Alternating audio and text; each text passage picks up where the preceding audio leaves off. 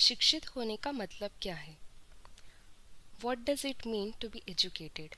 हमें शिक्षित किसे मानना चाहिए?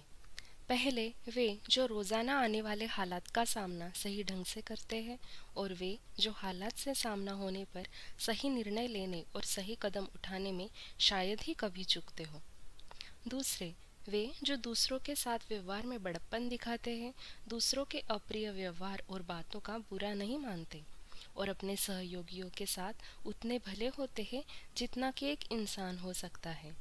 और आगे वे जो अपनी खुशियों पर काबू रखते हैं और कठिनाइयों को अपने ऊपर हावी नहीं होने देते और कठिन परिस्थितियों का मुकाबला एक बहादुर इंसान की तरह करते हैं, जो इंसानी फितरत है। और सबसे बड़ी बात है कि वे लोग जो सफलता मिलने पर बिगड़ते नहीं, जो अपनी असलियत से मुंह नहीं मोड़ते, साथ ही बुद्धिमान और धीर गंभीर व्यक्ति की तरह दृढ़ता से जमीन पर पैर जमाए रखते हैं।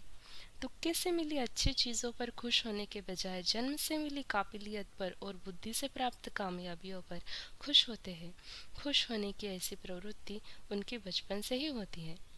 जिन लोगों के चरित्र में इनमें से एक दो नहीं बल्कि सारे गुण हैं, जिन्होंने ये सभी बातें सीखी है, वे ही सर्वगुण संपन्न सच्चे अर्थों में शिक्षित है। ऐसा कहना है सुकरात इनका। थोड़े में कहे तो पढ़े लिखे वे लोग हैं जो किन्हीं भी हालात में साहस और अक्लमंदी से काम करना तय करते हैं। अगर कोई मूर्खता के बजाय समझदारी, बुराई के बजाय अच्छाई और असभ्यता के बजाय सद्गुण को चुनता है, तो ऐसे आदमी के पास स्कूली डिग्रियां न होने के बावजूद उसे शिक्षित माना जाना चाहिए। बहुमुखी शिक्षा क्या है? What is a broad based education? एक जंगल में कुछ जानवरों में स्कूल शुरू करने का फैसला किया। छात्रों में एक चिड़िया, एक गिलहरी, एक मछली, एक कुत्ता, एक खरगोश और दिमागी तौर पर कमज़ोर ईल मछली शामिल थी। पाठ्यक्रम तय करने के लिए एक बोर्ड बनाया गया। बोर्ड ने तय किया कि छात्रों को बहुमुखी शिक्षा दी जाएगी और उन्हें उड़ना, पेड़ पर चढ़ना, तैरना एवं बिल खोदना सिखाया जाएगा। हर जानवर को सभी तालीम हासिल करने की पाबंदी थी। चिड़िया उड़ान भरने में माहिर थी। उसने इस विषय में ए ग्रेड हासिल किया। लेकिन जब बिल खोदने की बारी आई तो वह अपनी चोंच और पंख तोड़ बैठी और असफल साबित होने लगी।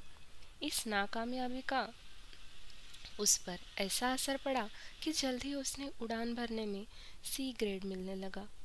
पेड़ पर चढ़ने और तैरने में तो वह फेल ही हो गई। गिलहरी पेड़ पर चढ़ने में काफ़ी कुशल थी, लेकिन वह तैरने में असफल हुई। मछली सबसे अच्छी तैराक थी, लेकिन वह पानी के बाहर निकल ही नहीं सकती थी, इसलिए बाकी सभी विषयों में फेल हो गई।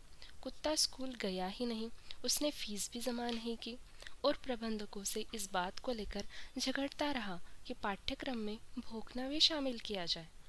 खरगोश को बिल खोदने में ए ग्रेड मिला, लेकिन उसके लिए पेड़ पर चढ़ना एक बहुत बड़ी समस्या थी। वह बार बार असफल होता रहा और एक दिन जमीन पर इस प्रकार बुरी तरह गिरा कि उसे ब्रेन डैमेज हो गया। वह बच तो गया, लेकिन उसके दिमाग पर ऐसा असर पड़ा था कि उसे बिल खोदने में भी दिक्कत होने लगी और उसे इस विषय में भी सी ग्रेड मिलने लगा। आखिरकार दिमागी तौर पर बीमार ईल को, जिसने हर काम आधे अधूरे ढंग से किया था, कक्षा का सबसे उत्तम छात्र घोषित कर दिया गया। बोर्ड खुश था कि हर छात्र को बहुमुखी शिक्षा मिल रही थी।